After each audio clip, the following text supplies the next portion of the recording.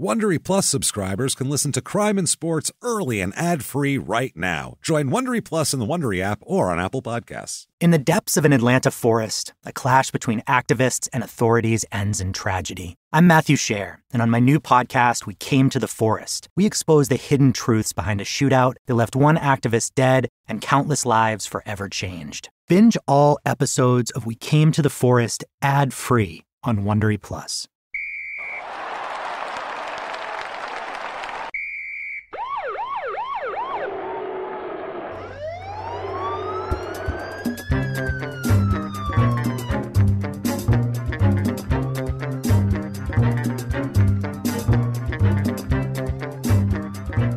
Hello, and welcome back to Crime and Sports. Yay! Yes, my name is James Pietragallo. I'm here with my co-host. I'm Jimmie Whisman with no echo. No echo, yes. Thank you for putting up with the slight echo we had last week as we adjusted to the new Crime and Sports studios. This week, everything should be fine and smooth. The studio sounds great, but I sound like shit because I've been sick as a dog for a week. And we're actually recording late, a day later than we usually do, just because I couldn't really speak or hold breath yesterday, so scared to laugh as though you may go into a coughing fit. It was no good. Yeah, it was really bad. My throat was raw. Did comedy over the weekend. And, just was it was bad times for illness. But we're back, and we are at I'm at almost full strength. Jimmie's at 100%. Yeah. But what we lack in health, we're going to make up for in douchebaggery, nudnookery, and just pure insanity of what we do here, Jimmie. Criminal athletes at their finest. Fucking nudnickery. I dig that. That's a fun word. It's a good word. It describes this week's subject just beautifully. It really, it's perfect for him because his whole career and life, really, because his career is a very small part of his life. His whole career and life is just nudnickery from start to finish. It's amazing and a lot of fun. Fucking jerk off. Speaking of nudnickery, we hope you enjoyed Wolfgang Schwartz last week. A trip into the Austrian snow globe to watch a little man do twirls on ice. I had fun because that's the first people. Fucking figure skater that we did, and we didn't go with the hacky one. No, we found one that we found deep. No, we were like dug deep and found an asshole. Yeah, and he's a much bigger asshole. Yeah, Tanya Harding never tried to traffic anyone or sell them into slavery for fuck's sake. That we know of yet. That we know of, but she is white trash. I don't think that white trashy bitch. I don't think she could figure out. I was going to say, I don't think she has the business acumen to put that plan together. I'm going to be really honest with you. I'm not looking for her when I'm looking to put a Bulgarian girl into the go-go dancing circuit. Not at all. I'm like, I need to import whores to Italy. Who do I look to? Romanian whores, and I need to find somebody that knows go-go dancing circuit. I can plug into this. Trailer park with a what are the nerve hammer? Exactly. I can't think of the word. Nerve hammer. What are those things? The doctor you're talking? Like a physical? What do they use? They hit you in the knee? What do they find with those? In a cartoon in the 50s? Yeah, when they're looking for your reflex hammer. A reflex hammer. There you go. Good reflexes, Jimmie. You thought of that.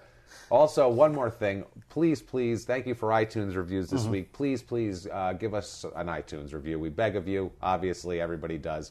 But no, it means a lot to us, the iTunes reviews. It really helps us move up the charts. If you like the show, if you want to support the show, that's the best way you can do it. It's so helpful. Give us 5 stars. Say you're following instructions like we always do. The last person, let me say real quick, is a fucking sweetheart person.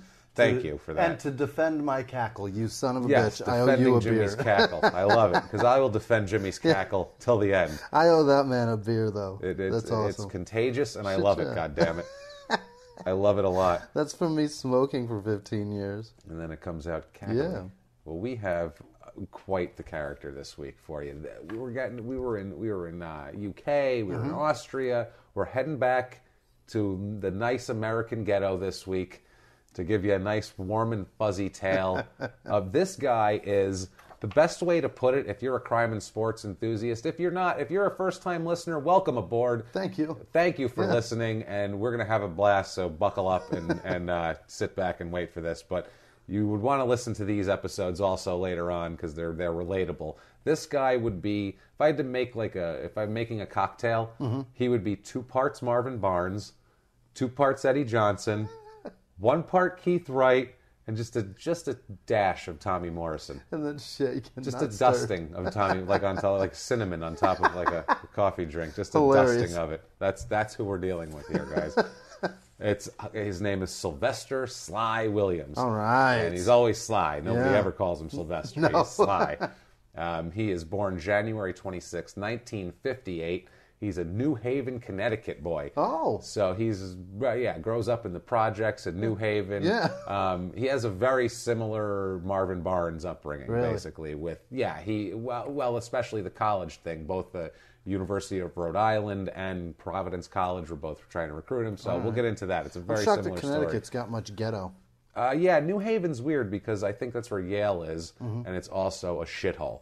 So it's really odd. Yeah, It's where the college kids desecrate Connecticut. yeah, it isn't like USC and Watts. I think it's one of those things. It's like Just what a the shit fuck? neighborhood. Yeah, people send the Let's elites send the of the wholesome country. white kids there. The elites of the country send their children to the worst neighborhood to be educated in the highest way possible.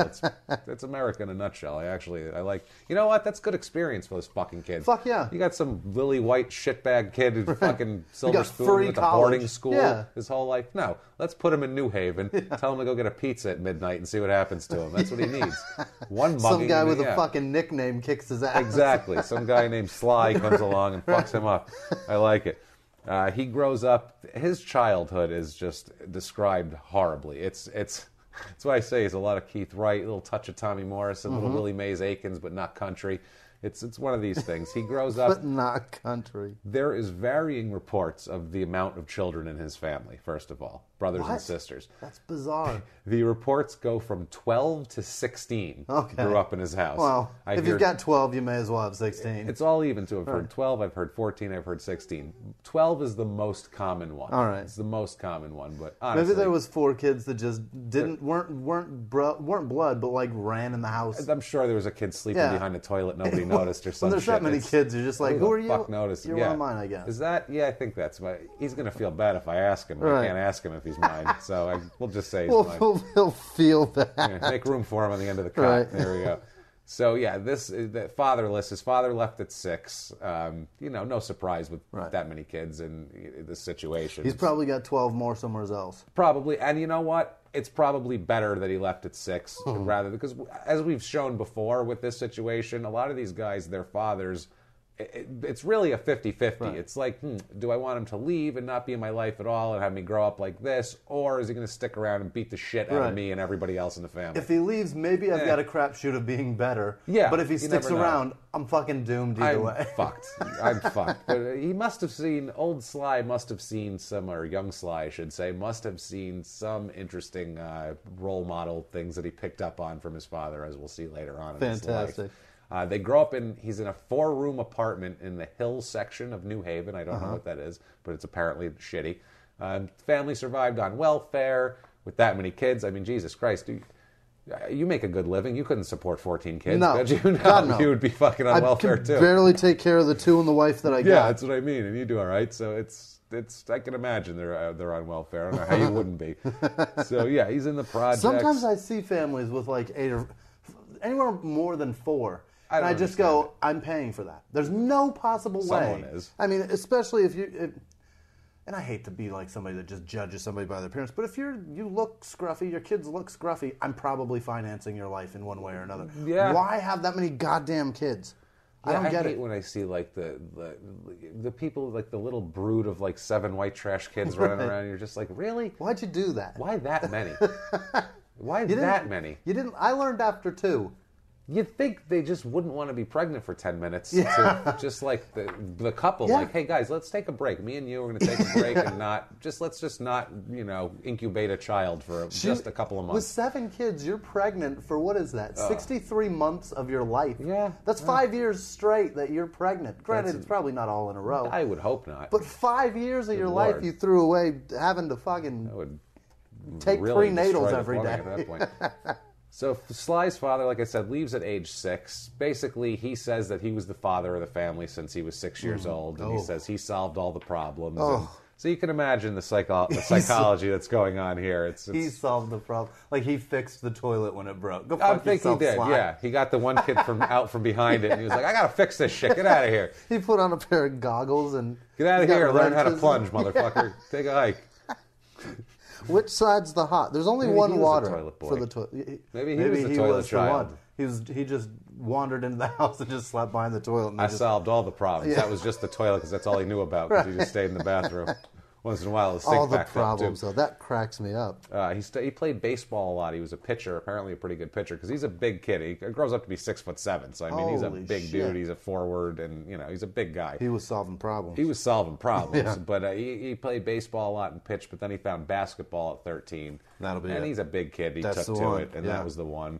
He was a little disappointed, I guess, in high school because he made the varsity team when he was a freshman, and none of his friends made the team. Well, no, they're not 6'7". That's the thing. Sly. So he was kind of upset, and so he would try to play pickup games with them on the side while doing practices and shit like that. Just trying to fit in. It was hard. He goes to Lee High School in New Haven, averages 31 points and 22 rebounds per game his senior year. Wowza. So he kills it. Leads the team to a state championship. He's a two-time, all-state, whatever the fuck.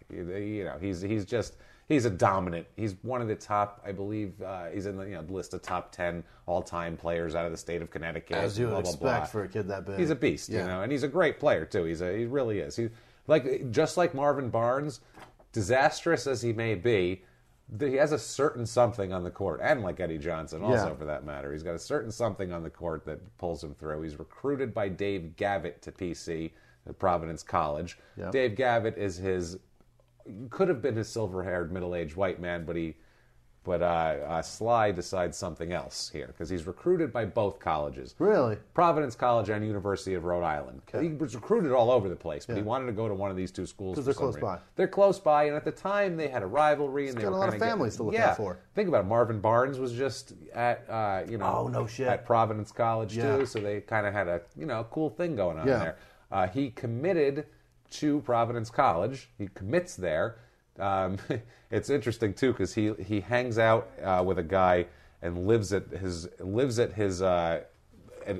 a Providence College junior named Dominic Coletta in the summer of 1976. Lives there, and he's going to go to school there afterwards. And this is after he committed.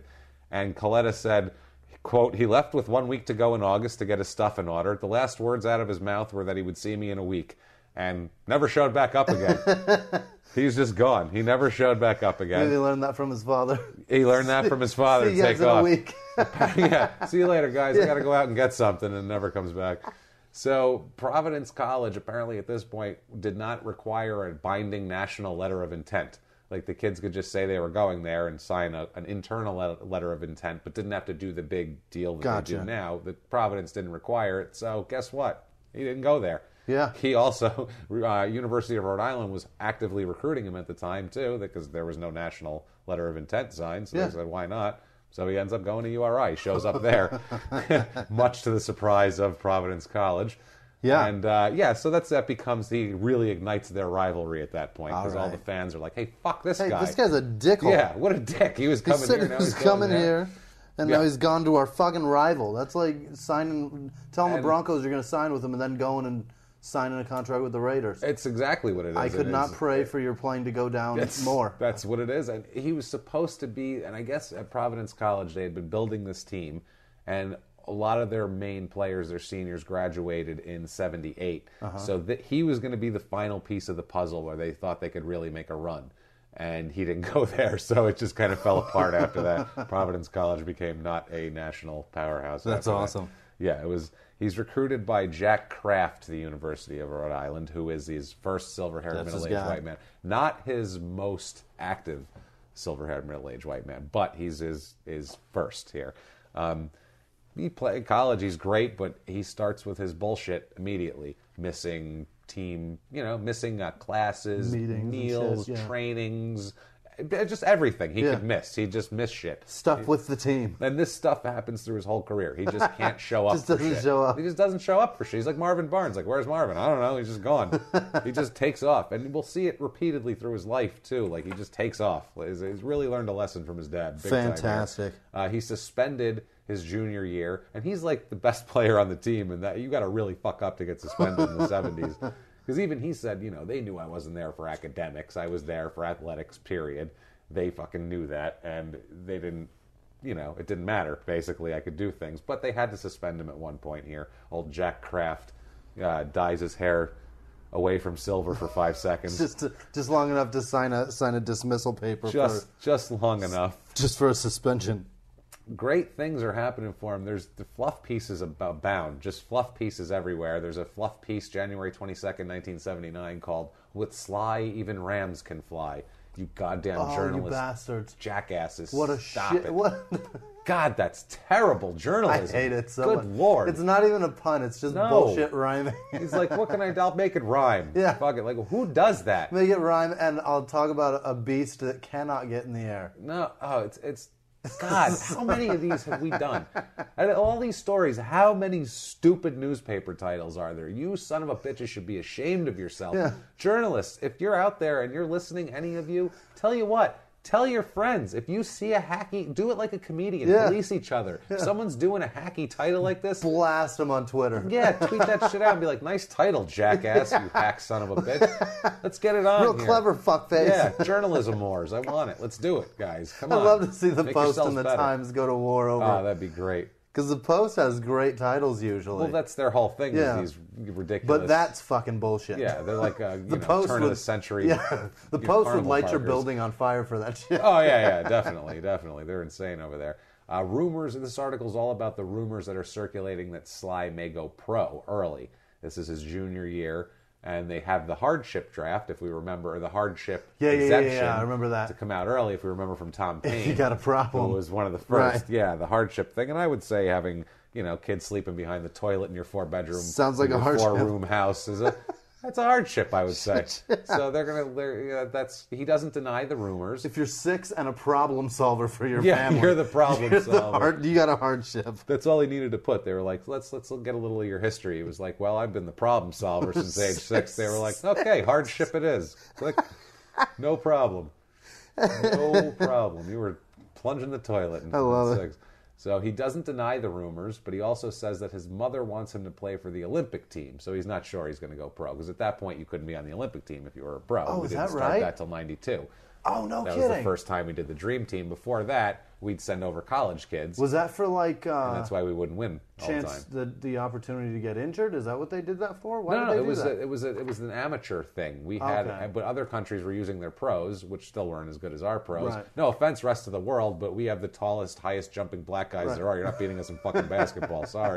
Sorry, that's not racist at all. Not just even highest, That's a fact. furthest. We have Michael the Jordan best was dunking players. from the free throw line. Yeah, look at our '92 Dream Team. It's everybody on there besides Christian Leitner is one of the top 50 players in the history of the league. They're all going to be in the Hall of Fame. They're all amazing, Right. and it's incredible. So yeah, you're not beating us once the pros, but he was thinking about it. I don't think we played basketball in the '80 Olympics. Didn't we boycott that part of it? I don't remember. I hate the Olympics. I was and I don't 7 know. in '88. Yeah, you know what? We talked about the Olympics last week. The dick Olympics. Fuck the Olympics. Tired of the Olympics. I'm sick and goddamn tired of them. So he doesn't know if he's going to play, but His mom wants him on the Olympic team, though. she wants him there bad. So in their own words here, let's get into.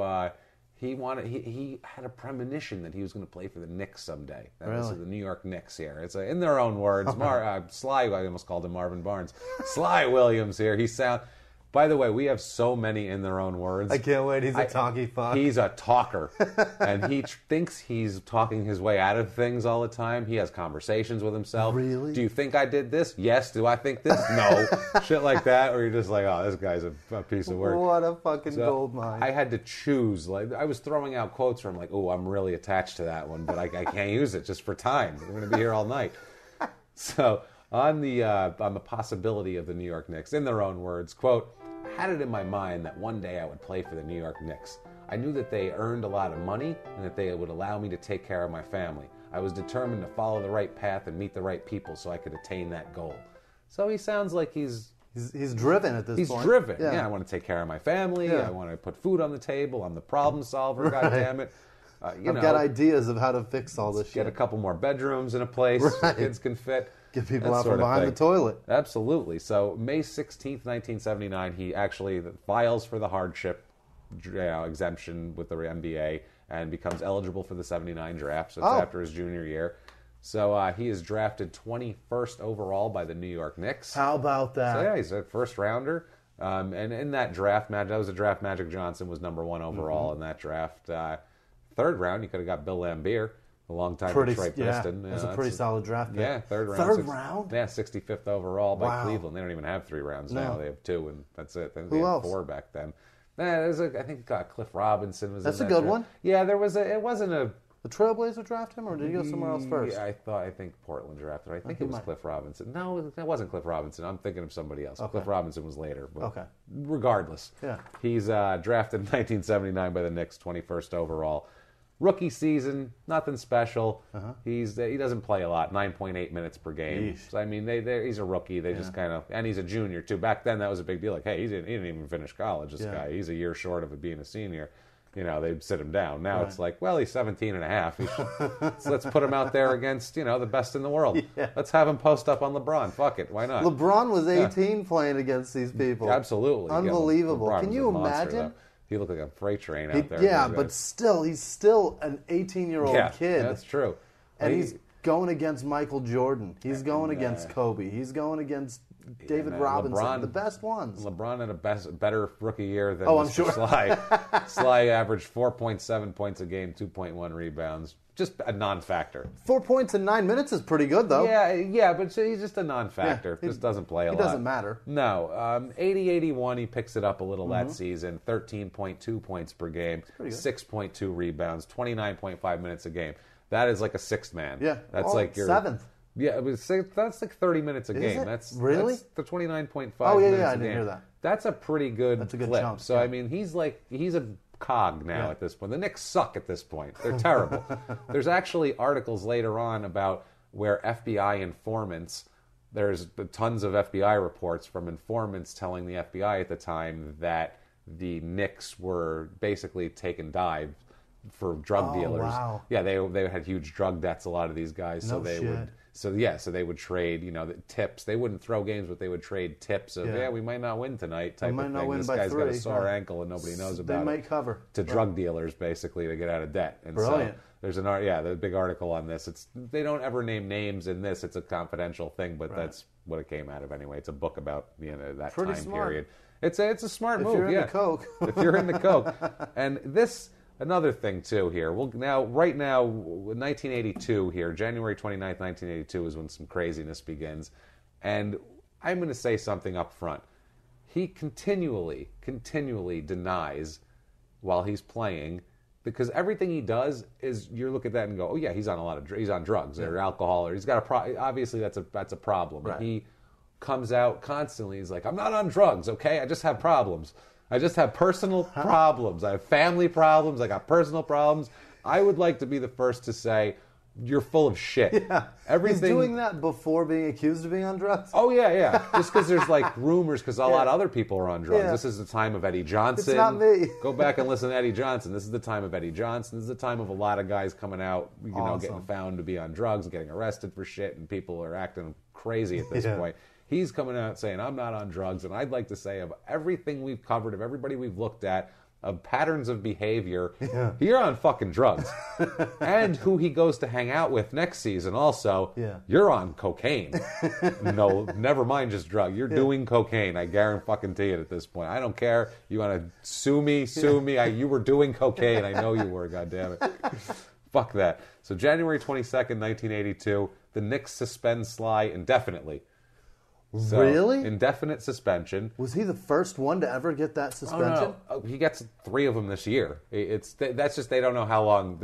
Basically, they don't even know. Like, if you do one thing, they're like, we'll suspend him for 2 games, whatever. Right. He's doing so much nudnickery that they're just like, I don't know, we just got to shut him down for a minute. We'll regroup and we'll come back to it. I don't know. Indefinite for now. It's like that. I can't deal with this right now. He just annoyed his coaches in the front office so long that they just pulled that whole old What your mother used to say, just get out of my face. Go out there. I'll find you when I want you. Go away. Exactly.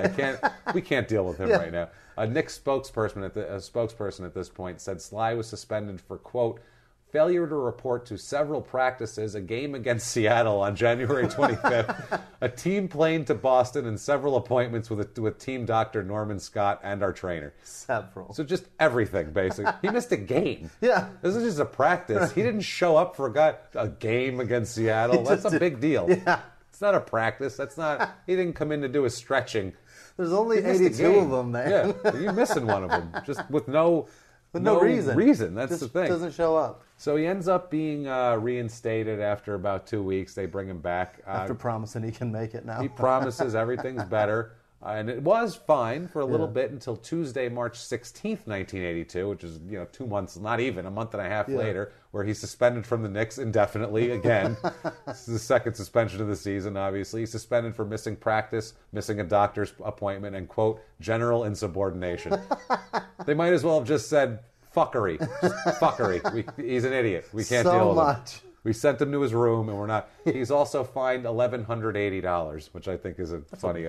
It's a weird number. He's only making about $120,000 at this point a year. Who's the commissioner at that point? I have no idea. That's because fascinating. they don't have 82? David Stern comes in 84, Yeah. and that's when it becomes a different league after that. Gotcha. But at this point, the NBA is still the Wild West at this point. It's a mess.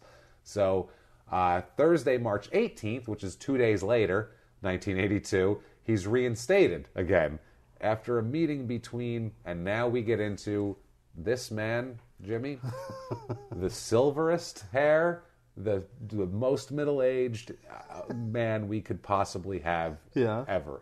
We've never had. We can't have one who's more of a silver-haired middle-aged white man than him. His name is Joe. His last name is Moniz. I'm calling him Monies. I'm calling him Monies because what he does, he's a scumbag, this guy. Everything he says is like, well, he's just Mr. Spin. And he's not only his agent, he's also his attorney. Really? That's what, Monies is his attorney? His attorney and his agent. So he's basically just like, I am taking control of this guy, and I have no control over this guy.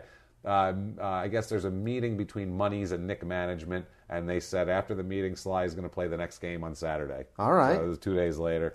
March 30th, 1982, which is 12 days later, Sly fails to show up for a game against the Indiana Pacers. Another game? Another game. This is less than 2 weeks later after they had a big, come to Jesus moment and they all sat down and said, okay, let's get our shit together. 2 weeks later, 12 days. Larry O'Brien was the commissioner. Larry O'Brien. Okay. There you go. And Larry O'Brien was only commissioner till 84. David Stern. And I feel like this fuck may have run him out. Between him and Eddie Johnson, they put him out of the league. I can't do it anymore. And Marvin Barnes, they were like, we can't do it anymore.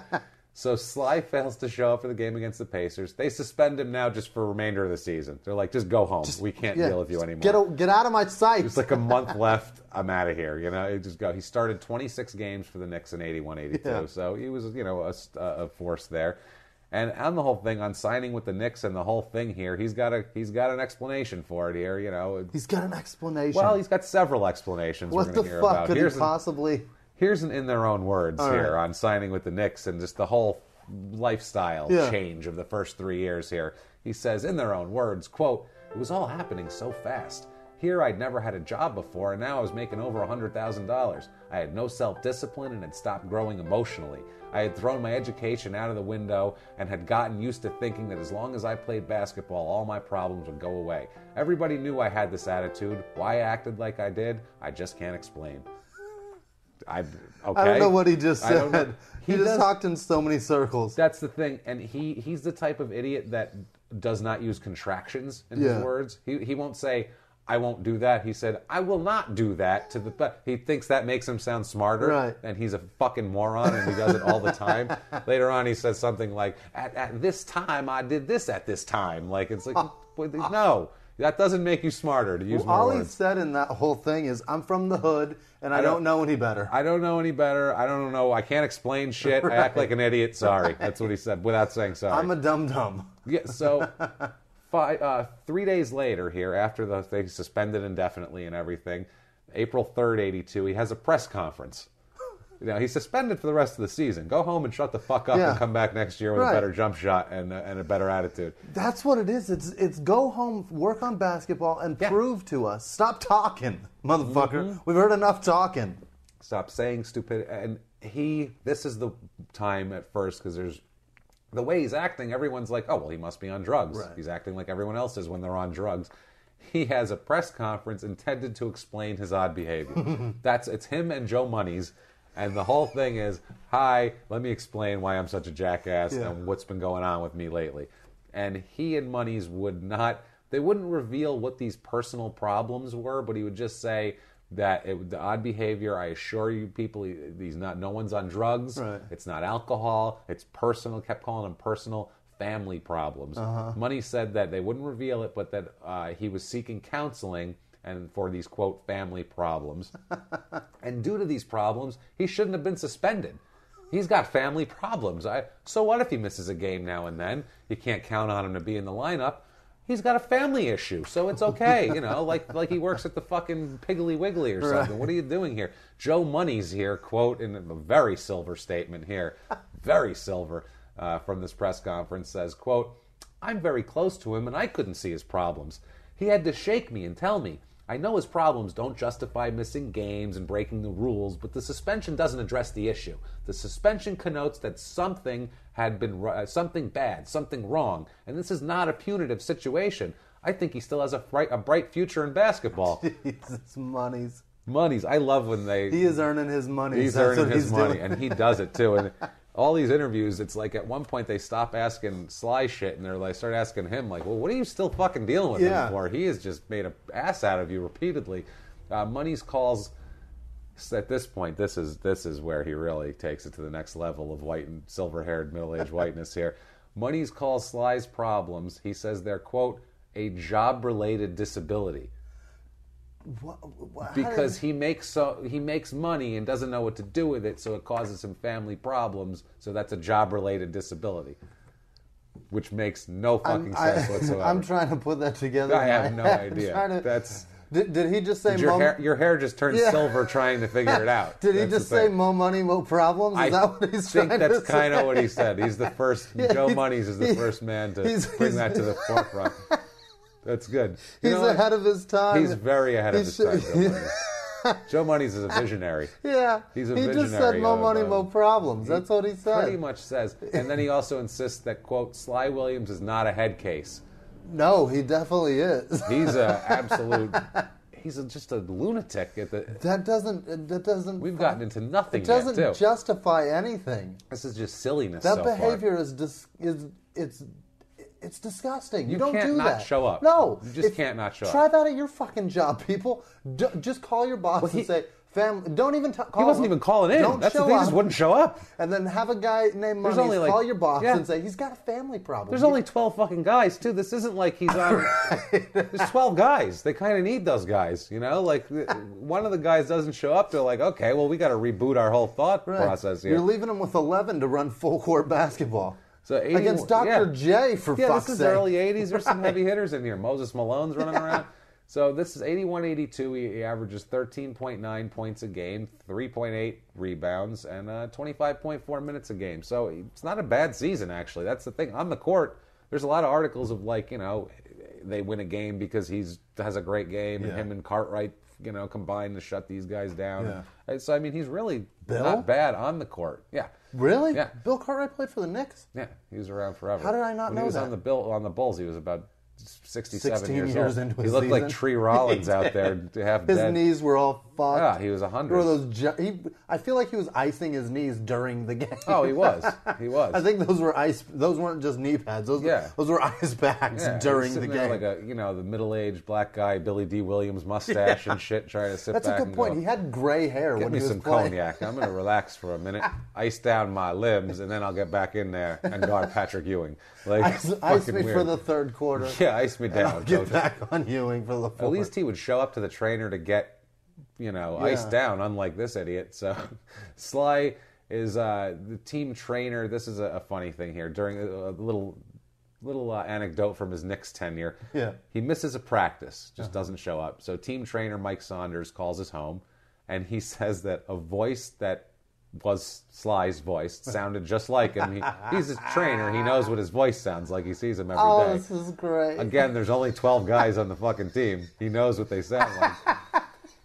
He said a voice that sounded like Sly answered and claimed to be Sly's brother. And the voice just said, when he said who it was, said, Sly wasn't home, and, quote, Sly has some personal problems. There's been a slight death in the family. And hung up the phone. And so this trainer's there. He's got to go back and tell the coach. That's the best. There's been a slight death in the family. Is that like a cousin? Sly has kind of died. Sly, he's got personal problems. I love they keep saying he's got personal problems, slight death in the family. And you know that phone call went, yo, this Sly, hey, it's Mike Saunders, your trainer. I mean, this is Sly's brother. Yeah, no, this is his brother. And he's got 16 brothers, so I mean, they're like, maybe it's him. I don't know. The guy behind the toilet might have answered. What the hell? There's been a slight, and he was going to say there's been a slight problem. And then he goes, there's been a slight death in the family. A slight That's it. There's a death in the family. He's just not quick on his feet. That's all. Because he's on drugs. I'm telling you, he's on goddamn drugs. I don't care what he says. He's in the middle of a giant line or something. This is drug behavior. Mike calls. Yes, this is drug and I guess, whatever. And I'm not going to rule out both like Eddie Johnson, but this is either drugs or mental illness. Yeah. That's what this is. This is like bipolar shit like Eddie Johnson, where he was on lithium and then he was cool for a little while until he started mixing it with cocaine and then got crazy again. I hope there was a sane person in the room when he took that phone call, and when they hung up the phone, goes, did you just say there was a slight death? I don't think that sounded good. If you do some shit like that, you turn to someone and go, how did that sound? Was that okay? Think and they bought it? No, they didn't buy it at all. What are you talking about? No, you said there's a slight death in the family. That's do you know what slight means? Have you heard expressions in the way humans speak? I've never heard those words put together. I pray to God he was teased for years about that. The next time anyone in my family dies, and if I have to cancel something, I will absolutely 1,000% say there's been a slight death in the family. Just a slight death. I'm sorry. Just to hear the reaction. My wife's grandmother died last week, and I wish that we would have done this guy last week, because I would have posted that shit on every form of social media. That's fucking amazing. There's been a slight death. A slight death in the family. That's the greatest goddamn thing. It sounds very British. It does. Apologies, a slight death in the family.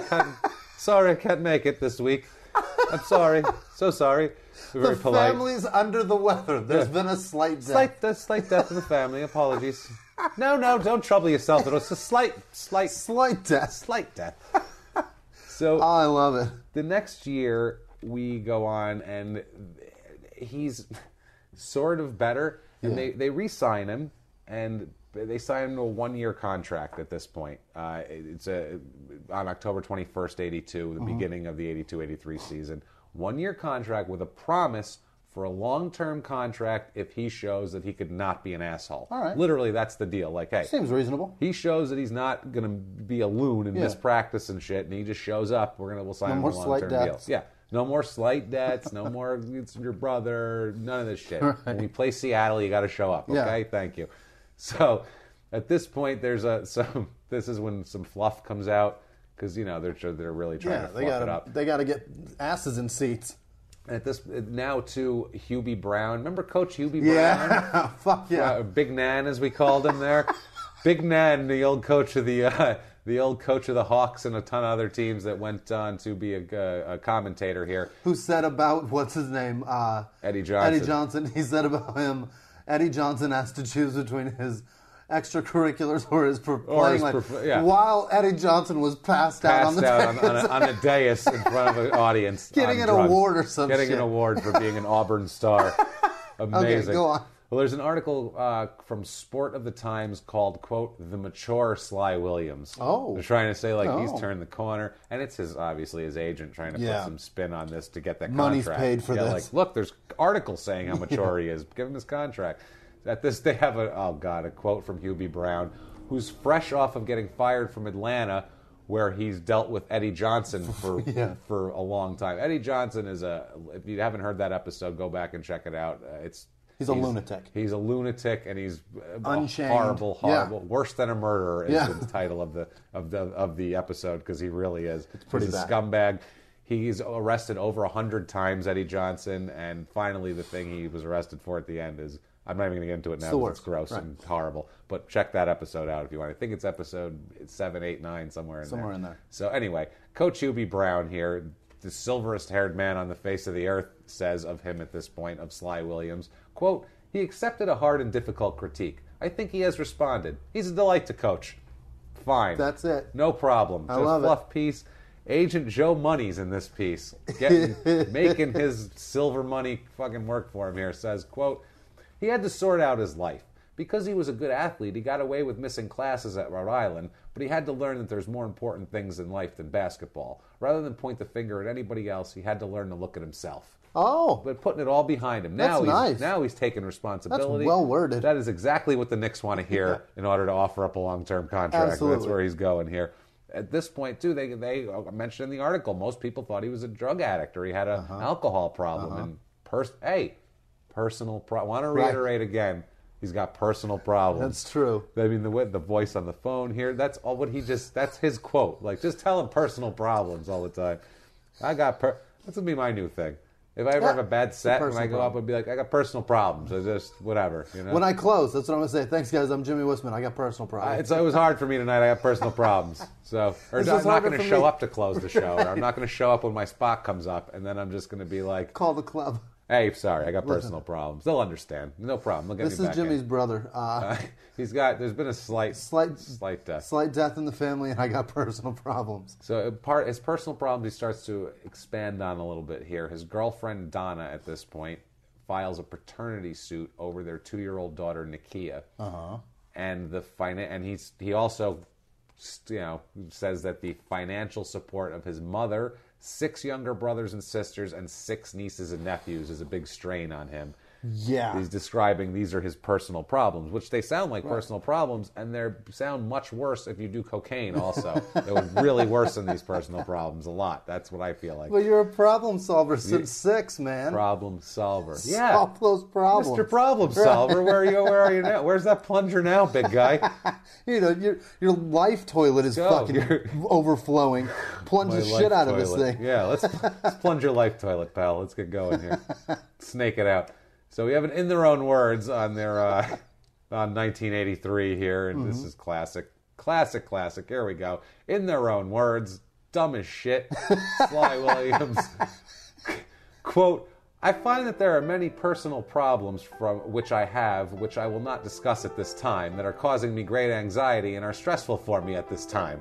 So much that I am no longer happy with my professional work. Over the next several weeks, I will focus all my strength on resolving these problems. Holy shit. So my whole life's been a disaster, but I think I can clean it up in the next several weeks. Give me a few weeks. I'm sure I can fix it. Let me kick it around. I got to kick around a couple ideas and see what I have. I think I can solve it. I got an idea or two. That's the one where he said this time over and over twice. Again, which I find, that's you can't do that. That's just ridiculous. At some point, you've got to make a point. You know what I mean? Like he never has a point. No, obviously he never has a point. There's never a point. But that's so much rambling horse shit. Yeah, and that's the other part of journalists, that when you hear something like that, how about a follow-up question, man? Because that shit didn't make any fucking sense. They were probably just like, wow, he sounds like an idiot. This is gold. Because nowadays... Wait till we print this shit. Yeah, back then they didn't have classes. They didn't get into a league and have a class on media. Now the first thing they do, the rookie symposiums, number one thing they sit you down and tell you before the AIDS and before bringing prostitutes in to tell you they have AIDS and they're hot and they're going to give you AIDS and everything, all these weird shit. Before that, they sit you down and they go, when the media asks you a question... This is your answer. Yep. Doesn't matter if they say you had a great win this week, how'd you do it? Or you just got, suspended for injecting heroin into your cock. What do you feel about it? You have the same response. Always the team. I don't know. God, it's the team. God, we're just trying to make it. Give credit to the other team. Hopefully we can have a better week next week. Right. Blah, blah, blah. That's the other team was really good this week. They really played their hearts out. Back then it was... I got problems. Talking circles. Problems. At this time, problems. Their agent standing next to him going, yeah, you're doing a good job. No, Joe Money is like, he's good. He's doing the expand a little, so he's pulling his fingers apart. Stretch for me, would you? That's what he's doing. Come on, keep it going. They like you. You're very personable, Sly. They're into it. So the 82-83 season, 20.4 minutes per game. He averages 11.9 points a game, 4.3 rebounds. So he's still somewhat of a commodity on the floor anyway. And he's making in 1983, he's making $190,000 plus a $50,000 bonus. Pretty good so money. It's good money in 83. Not for 35 people. Not that's for good money. Not for half the city of New Haven, but for him only, and maybe his girlfriend and his daughter, Nakia. Can live okay. It's fine. Joe Money says that the Knicks promised to sign him to a multi-year deal, but they were dragging, and he was pissed off about them dragging. He's not happy about that. Knicks said they would sign him. Again, they reiterated, when we feel he's reformed. Yeah. We're not going to just sign this idiot out of the blue here. June 29th, 1983, the Knicks show just how committed to Sly Williams they are by trading him to the Atlanta Hawks. I love it. For a complete schlub nobody named Rudy Macklin. Yes. And this would be Rudy Macklin's third and last NBA season. He averaged 6.4 points a game in his career and was so wonderful that he was waived by the Knicks on December 20th, 83. And they'd rather have that than his personal problems. That's why they're like, you take your problems and go. We'll take a guy we're going to cut 2 months into the season because it's better than you. We're going to bring a guy to New York, make his dreams come true, and be in the biggest market. Yeah. We're going to send you to Hotlanta. Fuck out of here. He goes to Atlanta. Yeah. Guess who's in Atlanta at this God. point? We have a combination of Eddie Johnson and Sly Williams. All now, on the same team. On the same team. You are going to tell me that he went down to Atlanta and is hanging out with Eddie Johnson and he's not doing and he's cocaine? Clean. You're an ass. Get the fuck out of here. Wasn't Eddie Johnson doing lines on the bench? Everywhere. Bench, yeah. He's insane. He's falling During asleep on the games. dais. He's a lunatic. He's getting dragged off the practice court by police officers dragging him to mental institutions. That happened in Eddie Johnson episode. Poor dragged Hubie off Brown's the court. got to coach both of these fucks. Yeah, at least he was probably so happy to see. He was probably laughing, like, sending him down there to my old team. Have fun with him and Eddie Johnson, you cocksuckers. Thanks for firing me. I'm much happier now. So this poor bastard, he's a mess all through the season. Yeah. He is besieged by injuries all season, and most of the injuries are, quote, intestinal illness of some vagueness. Now, this intestinal illness has been attributed to many things, including some intestinal parasite, severe hemorrhoids, which he actually ends up having a surgery for. So that's a possibility. And also, quote, aggressive, I can't even read this, aggressively nasty anal warts. No. That was the quote. That was the quote in the article. Aggressively nasty anal warts. Anal warts. Apparently, at anal warts. I can't. Maybe. I couldn't. I would have never in my life thought to put those four words No, together. some to wish on journalists somebody. did. That should have been the head of the title of the article instead of "Sly Can Fly." But it'll be the title of our fucking podcast. Yes, yeah, no shit. Aggressively nasty. Jesus I can't title God. it that. We're going to scare everybody Yeah. away.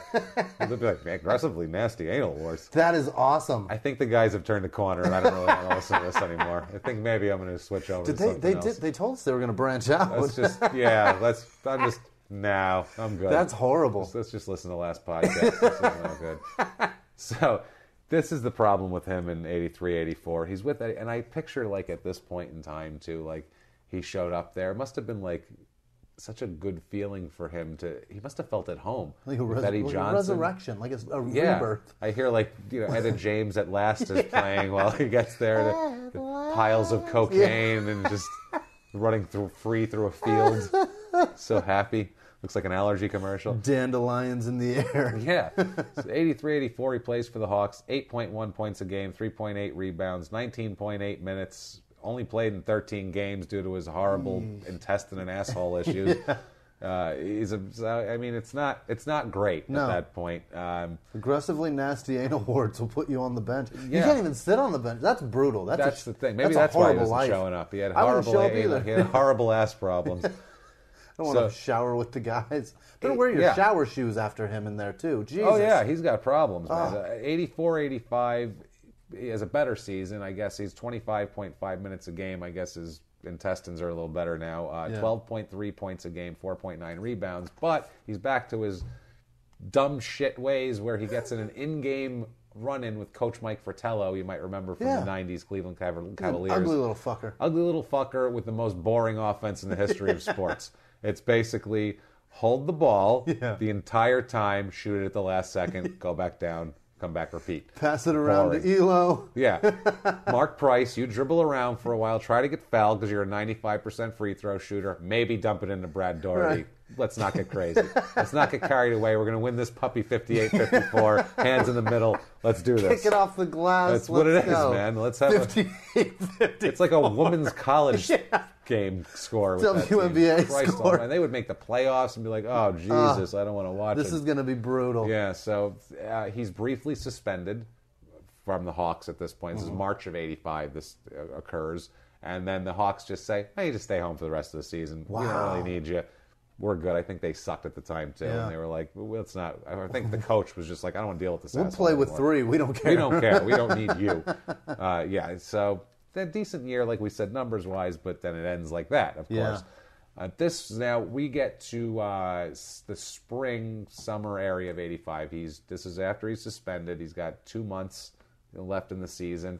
Sly's brother, Chris, but not the one from the phone, I wouldn't imagine, a real brother, Chris, was home with his infant son and decided to take out a shotgun and shoot his infant son and then turn the gun on himself and blow his own head off, too. Whoa. So that's some shit. That's not a slight death. That's personal problems and an aggressively nasty death. That's 2 big deaths in the family. That's a big one. So this was the brother that he was closest to in age and experience to. I think he was a ball player, too, and this was his closest brother, apparently, by all reports. Who the hell knows? But this is his closest brother, Chris, and that I can imagine, that's a personal problem. That'll fuck you up, man. You don't show up for a practice, they call you and you go, yeah, my brother just shot his son and then my killed brother himself. Just blasted my 2-month-old nephew. They go, why don't you take a couple weeks off? Why don't you go deal with that, get your family back together, because that's horrible. That's personal problems. At this point, I feel bad for him, you know? There's been a slight death. We've heard this one before. No, really. There's been... No, really. 2 of them. Read the paper. It's gross. There's 2 of them. There's 2. It's bad. So I can understand now him having some issues mentally, but he doesn't, he doesn't come out, he doesn't talk about this. This is just one of these things that just adds to the stew of Sly Williams. And we're stirring in the stew. September 24th, 1985, it's 4 days before the start of Hawks training camp that year. They put Sly on waivers. They're done with him at this point. Right. So he must have been a mess, too. I mean, I can't even imagine. Add that to his already apparently daunting list of personal problems. Right. And you got some shit going on. That's a problem you can't solve. Now, luckily for him, 3 days later, the Celtics sign him on September 27th, they're going to take a chance. Yeah, they're going to take a chance on him. It doesn't cost them a thing. They have to pay him the league minimum, which is like $70,000. Wow! But his salary of $450,000 is covered by the Hawks because they picked him up on waivers. So they're like, we get the guy for free, basically. Yeah. Who cares? Let's take a shot. And he's going to get basically a $70,000 bonus. Yeah, he was talented. Let's give him a look-see. So they sign him here. Red Auerbach now, he's the legendary... He gets to play for him? Yes, he's still king of the Celtics at this point. Red Auerbach is the best basketball coach in history, basically. Right. He's basketball's Lombardi. Especially at finding talent and finding the guys that before Phil Jackson, it was Red Auerbach. And he didn't have Michael Jordan to work with. I mean, Bill Russell, which is pretty damn good, and Larry Bird, but that's still not Michael Jordan. Right. I'm sorry. Anyway, moving on. You can have a Bird's Jordan, still a Russell clumsy debate. white guy, no matter how you slice exactly. it. Exactly. He just knew how to use him perfectly. He was very good at shooting. Still a clumsy fucking white guy. So Auerbach takes Sly into his office with him and the entire coaching staff, sits him down, starts doing this weird, starts pulling watches out of his desk drawer. He has these watches. They're like cheap watches. And he tells Sly, quote, "You see this one? It's worth $40. I use them, and when they break, I throw them away." And he throws it in the garbage, and he takes out another watch. See this one? Same thing, and he throws it away. And then he pulls out a Rolex, and he says, "This one is for real, and this is the one that's going to be around forever. Now, which one are you? Because if you're the kind I throw away, I'll find out real soon." So he has like a... Red is an fucking, Yeah. oh my God. Red's got, that's a. He's like a basketball mobster. That's a presentation right there. That's gangster as fuck. That's a presentation he just gave him where he's like, I think I don't want to be thrown in the garbage. He literally said, I'll throw you in the garbage. Yeah, I'd rather not be a Casio. Yeah, or you can be I picture Sly sitting there going, I'm a Rolex. Yeah. You know, he's like, no way, I'm a Rolex, I can do it. Which talent-wise maybe, but... So the Celtics signed him, and they told him it was for the future. They didn't tell. They thought it was for the future. They didn't tell him that apparently, or he claims they didn't say that. Right. They were like, we don't need you right now, but we want you in the future. Okay. At this point, so Sly is upset because he doesn't fucking play for the Celtics at all. They never play him. Wow. He sits on his ass, does nothing. He plays. He's finally released on December 3rd. They don't even have him very long. Wow. I mean, that's how soon he's a Casio. Yeah, he's released by the Celtics after missing 8 consecutive games and not keeping, because he had hemorrhoid surgery. Yeah. So he misses 8 games, and then he doesn't keep contact with the team over that period. Which 8 games, that's like a couple of weeks. Yeah. In the NBA, and that's quite a bit of time. They're calling him. He's not calling him back. He doesn't even have a pretend brother answering anymore. Because they would have been like, I thought you shot yourself in the face. I already used that slight death thing. Shit, slight death, can't use that one. Don't answer the phone. Yeah, just don't answer it. So they have no interest in him. His whole tenure there, he played 54 minutes. The whole time. The whole time. 54 minutes over 6 games. He only played in 6 games. He scored a total of 17 points, 5 rebounds, and 17 points, 15 rebounds, and 15 fouls. Wow. So he's just out there hacking folks. Worthless. He just didn't have it. He was out there. That's the only way he could play defense probably anymore, because he was, who knows, I don't know if his ass was hurting from his aggressively nasty warts and hemorrhoids and every other. He's got problems. That's a great band name. It is aggressively nasty anal warts. Anal warts. That's a really good name. It's not bad. The ANA, that's what it's called, the band. So on the Celtics' experience and the fact that he thought he was going to play, in their own words, Sly Williams says, quote, "It was never put to me that it was going to be down the road. I was going to be a free agent at the end of the season. If I'm sitting on the bench, where am I going to go? How much money am I going to make? Your options are limited. If they had told me I wasn't going to play, I would not have gone there." You still made $70,000 not to play, man. You made $450,000. Yeah, $450 to put fucking 17 points in. And 15 fouls. Right. And yeah, I mean, not for nothing, but what made you think they were going to play you? Right. Like, I don't know. They're telling you it's for the future. It's plus, not for nothing. You know who wins the NBA championship that year? Boston Celtics? The fucking Celtics. Did they win win that year? That is one of, when they do like the top 5 teams of all time, that was always it. on the team. That's always number 3-ish. It's like, the Bulls, and then you get whatever, and then they're always like 3-4s, the 80, 85, 86 Celtics. You could have got a ring if you just would have shown up. Shut up. And he was such a jackass, apparently. When he left the Celtics, Danny Ainge and Kevin McHale, as we know, Ainge is an executive, and Kevin McHale is an executive, general manager. Right. They're big wigs. They know their shit, these guys. They know something about basketball. They know a little something. Right. They put a piece of tape on the spot where Williams sat on the bench in practice, and it read Sly's spot on it.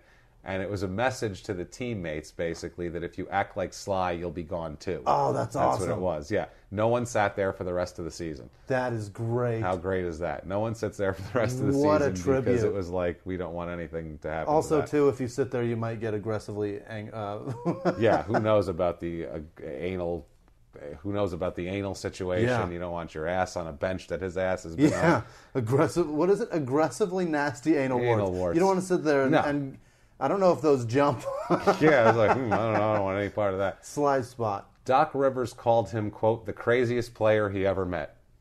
Doc Rivers called him that? And Doc Rivers played on a team. Doc Rivers played on a team where a guy came off the bench in street clothes and cold-cocked Kevin Johnson. Doesn't matter. Craziest player I've ever met. Crazy. Yeah, Greg Anthony is nothing compared to this guy. Greg Anthony, nothing. That's a little fucker's name. That's right. Little weasel. Yeah, I remember that was like 93, 94. Yeah. So at the post, now he's released. His marriage to Donna's falling apart. They married that girl that filed a paternity suit. He goes, it's probably cheaper to marry her than to have a paternity suit with her.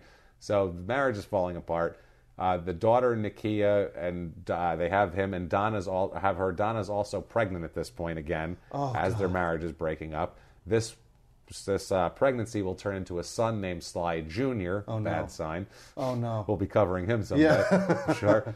He blamed the pressure of being the breadwinner and having to take care of so many people for the demise of his marriage. Which I'm on board with that. I can honestly sort of... That's a viable excuse, but... Kind of, yeah. I feel like there's more. I feel like there's got to be more. That's beautiful. I feel like there's more. Here's an in their own words here on this whole situation. In their own words on the money, on this whole deal. Quote, I tried to help everyone. When they had a problem, they would bring it to me because they think that the best way it can be solved is with money. And it always was. I need this, I need that. But what happens when I want something or when I need to talk to someone? I didn't know. What the fuck? I got personal problems. More money, more problems, I got babe. aggressive. Do you understand what's going on in my pants? Warts. God damn it. I got anal warts. They got all these people needing money. God, man, I got a kid behind the toilet. I've been a problem solver since I'm 6. Since I'm 6, so he needs to make money. He's got to solve problems here. So he goes to play in Spain in 1986. Uh-oh. And that only lasts for 2 months. They shit can him out of there. When crazy Americans go to play in Europe, they look at them and they're like, oh, that's the best player in anybody in our whole league. And then they go, oh, but he's insane.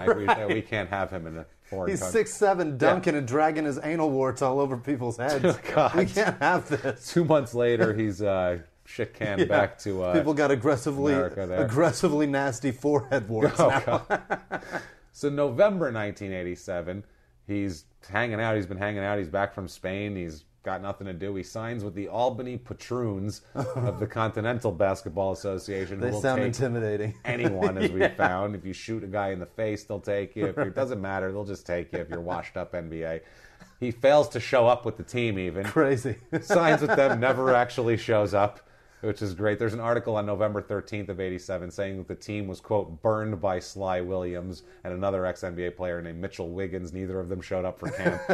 So they signed these guys to this shit league, and they're basically like, I hope half of them show up. I don't know. They might not come. Game day, the day before the start of the season, they're looking at their roster going, I think we're going to win. Yeah. If these fuckers just show up, we're going to be all right. They show up, I think we're going to go. I think it's going to work. I think we're getting a ring this year. We can do it. Just let's get everyone to show up. We signed them, right? Okay, so we're paying them good. Well, day step 2, 1. they've got 4 guys. We got a forfeit.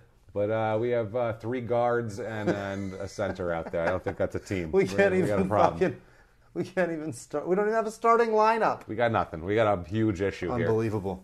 This leads us, after the Patroons incident, he ends up going back to New Haven, which is never good. No. It's always bad. Whenever these guys have an NBA career or have any kind of career and they do this, then they go back home after things have fallen apart and, the anal warts have just covered everything.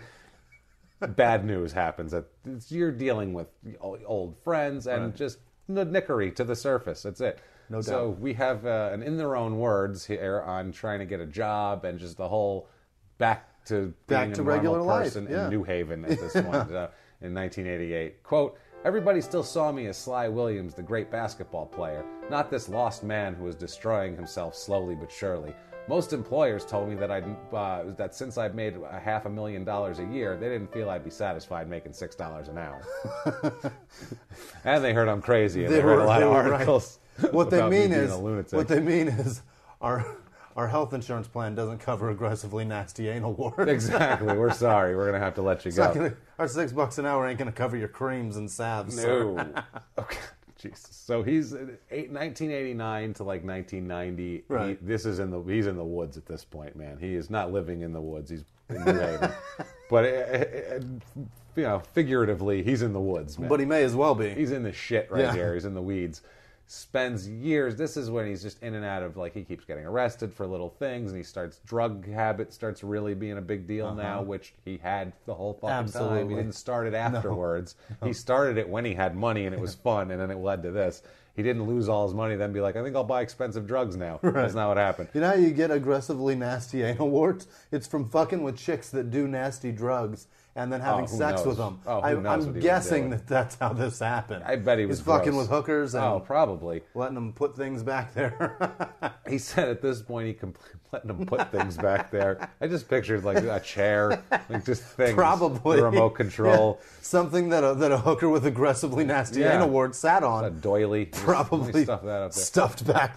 So, he says he completely isolates himself from the world at this point, except his girlfriend, who is not Donna anymore. They're divorced. He's got a girlfriend named Shirley Massey, who we'll get back with her in a minute. Oh, boy. As you can probably understand, some crime coming up here, guys. She's involved. And his kids. He's got Sly Jr. and Nakia, who I don't know if he has custody, but he seems to have them a lot, at least. I think he has custody at least soon here. And he says, of course, he turned to drugs and suicide attempts and suicidal thoughts, and he's just a disaster. This is like Willie Mays Aikens in Mexico. Yeah. Just a disaster. In November of 1990, he is arrested for an incident with his girlfriend. And this is an assault, obviously, that incident. He assaults her. The details of this one are really, really sketchy. It didn't really come out. He sat on her face with his aggressively nasty anal warts. I think he was trying to give her aggressively nasty forehead warts or something. Aggressively nasty nose warts or something. Nose wart, take that. So he's arrested here. It's a Shirley Massey girl, the same girl. And on December 31st, New Year's Eve here, December 31st, 1990, he pleads guilty to first-degree unlawful restraint, which flushes out because they had a unlawful restraint, they had an assault charge, they had a few different little cornucopia. Held her down. Little smorgasbord. Yeah. They had going on. He says his drug problem is out of control, and this is what caused it. He faces up to 2.5 years in prison for this guilty plea. Now, I'm going to assume that the fact that he pled guilty, they had a deal worked out for time, because on February 15th, 1991, he's sentenced to 90 days in jail and a stay in a drug rehab. That's nice. They look at him and they're like, okay, drugs are his main problem. Right. He's always been a fuck-up. Right. Never really had too many major legal issues. He probably needs a drug. Right. He's to been batten down drugs. the hatches on his danger to society, let's get him into a treatment program. Let's get him, because he's been on drugs ever since he met Eddie Johnson, I'm sure. So it's a mess. It's everything. So he's quiet for a little while. Well, a little while. It's like 1990, and he's in jail for a while. He comes out. He's still with Shirley Massey. He is now December 2nd, 1991. This is when it starts to unravel. This is like the bottom is falling out fast. And this isn't even the worst of what happens. Fantastic. So he's arrested and taken to the hospital because he needs to be treated for a stab wound to his neck that he suffered in a fight with Shirley Massey. That a girl. Yeah, where I guess he attacked her with a knife. There was some sort of issue. In the end, he ended up with a pretty good knife wound, too. It wasn't like a scratch. She jumped and hit him. I'm thinking he did it like, you want me to do this? Don't just stab myself. Right. Like that's I could see because that. he's crazy. I Yeah. figure, and also too, if you're on coke, that's a really cokey thing to do. Yeah. I'll stab myself. I don't care. Yeah. So December 2nd, 1991, still stemming from this incident here, he faces 1 count of third-degree assault and 2 counts of probation violation for beating the shit out of her last time and doing 90 days in the can. So December 2nd, so they take him to the hospital, to get his neck treated, and he's got to go to get processed to jail. He skips that part and escapes from the hospital with a massive neck wound and aggressively nasty anal warts. He's running down the street. The trails of blood from different orifices, there's something. Find this guy.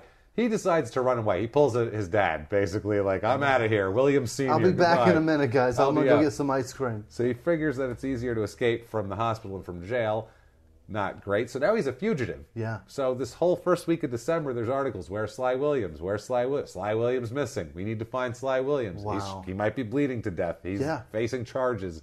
It's hilarious. The cops are looking for him. Finally, December 8th, 1991, he's recaptured here. He's found hiding in a New Haven home in a back bedroom that he didn't know the owners. The owners didn't know him. He just snuck in a house and hid in the bedroom. Just hid in there. Just hid in it with his neck wound. And he had a bad neck wound still.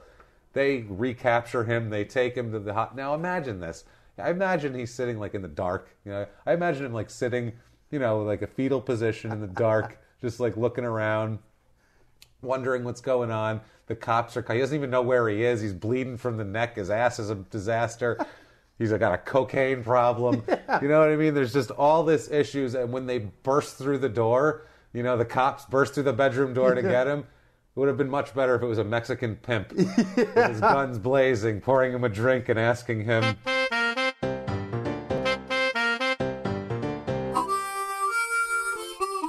how is it you have come to arrive here? Mr. Williams, I must ask you. How is it you have come to arrive here? Because that's what was going on at this point. A bloody neck. Just a mess. A disaster of a human pressure being. on it. While the Knicks are probably playing on TV in the front room. Oh, yeah. They were getting better at this point. It's good. There's an article now from March 15th, 1992. So he's in jail. Yeah. They put him away. They're like, let's keep him for a minute. Yeah. He's in jail. He lives in a 5-inmate dormitory in the Connecticut Correctional Center in New Haven. Says he's trying to counsel the other inmates because he's the oldest of the guys in his room. So he's trying to counsel them not to use drugs. He is in a wheelchair temporarily from a complication from surgery because of the knife wound. So imagine this, he's in a wheelchair in a dorm now in a prison thing trying to help the other inmates, so he says. And he said the other inmates would look at him and be like, look what you had, look where you are now. Who are you to tell me shit? He said they didn't want to hear from him anyway. They essentially just harnessed their inner Mexican pimp. Exactly. That's awesome. Like, how have you come to arrive here, you fucking idiot? Who are you? God. So he says, this is his article, he talks about how he ran out of money 2 years after retirement from the NBA, and I'm going to say probably less than that. Yeah. I think he's lying. I feel like it was a few months. I feel like when he went to Spain, he's like, I got to get paid now. Like, can I get cash up front, y'all? Yeah. So he says he ran out of money there, and he also claims that financial advisors stole untold amounts from him in the 80s, too, because who knows? He was probably just like... advisors, drug dealers, whatever. Yeah. Same thing. Same difference. Who knows? Doctors with new kind of creams to make everything feel better. We got this experimental salve. Let's give it a shot, shall we? In this article, too, they mentioned that Shirley Massey, his girlfriend, who, the knife wound and he beat the shit out of and everything else, she is caring for his 2 children from the previous marriage. Oh, Sly Jr. and Nakia live with her. She's taking care of them while he's in jail now, trying to figure this out. What a saint she is. Yeah, she's a good girl, this one. She's ride or die, as they call it. Yeah, no doubt. There is only visitors of the kids and her. Wow. No one else talks to him. Here's a great in their own words. This is from this article, and it's him I just want to be a better man. It's one of these, come on. I'm good Believe now. me, I'm good now. Okay, here it is. Quote, all I'm asking for is a chance to do something positive with my life. I want to give something back by preventing someone from making some of the mistakes that I did. I want to prove to myself that there is indeed life after basketball. I'm good now. Yeah. I'm good. Cocaine. Just don't go giving people those aggressively any cocaine? Aggressively nasty anal warts. Yeah, he's like, my warts don't go giving those back. My warts are better. My asshole's feeling much nicer now. I want to give something back. How about these warts? So he's sentenced, and he gets it's like a 3.5-year prison sentence. So they tell him fuck off here for 3.5 years, but it's also suspended. So he ends up, because he ends up doing I want to say 7-8 months, and they go, that's good enough, suspended sentence, probation, and they kick him to the curb here, which is, I don't know how. So far, it's just thinking it's probably drugs. Yeah. It's just he needs it's just drug dumb help. behavior. Yeah, it's the nickery. It's his whole career. That's it's everything. So mid-90s, early 90s, 93, 94, he ends up getting severance from the NBA, ends up collecting a severance. I don't know how he pulls this off, but he claims some injury horseshit and collects some severance. Good for him. He needs a couple of bucks in his pocket. A butthole. Yeah. He's got issues. He's got personal problems. He's got personal problems. There's a slight death in his butthole. Slight death in the butthole. He moves to Charlotte now, where 2 of his brothers live. All right. And 2 of his brothers live there, and he stays in Charlotte for 5 years working for a furniture company, and he's also doing auto mechanic work at night. That's so depressing. Depressing. Here. So depressing. That's not great. You played for the Knicks. Yeah. You were signed by the Celtics. Now you live in Charlotte. And you're doing furniture moving and car. Terrible, right? You're cleaning carburetors on a Saturday. And he's saying, I never had any. He's upbeat about it. He's never had any trouble moving up at jobs. He's and getting jobs. He's like, I'm good at it. Said on his job applications, he never mentions that he played in the NBA. Oh, look at him. He says, quote, in their own words, I wanted to go somewhere where nobody knew me and I wouldn't be hassled. I was very, very happy there. I probably should have never left. And this is what, 94? This is 94, 95. 94. It's because the internet was coming around and you could start Googling shit. Yeah. You could start dogpiling things. And, he's like, I don't want to know anything about this. I am not that man. So he says he should have stayed. He probably should have stayed there. Instead, he moves to a farm in northern Pennsylvania to live with his The son. Amish? To live with his son and the mother of his son here. And I don't believe this is Shirley Massey. This is another woman, I believe, here. To live with these two, to live with the son, the new son, and this kid here. 97, Williams, he separates from this girlfriend.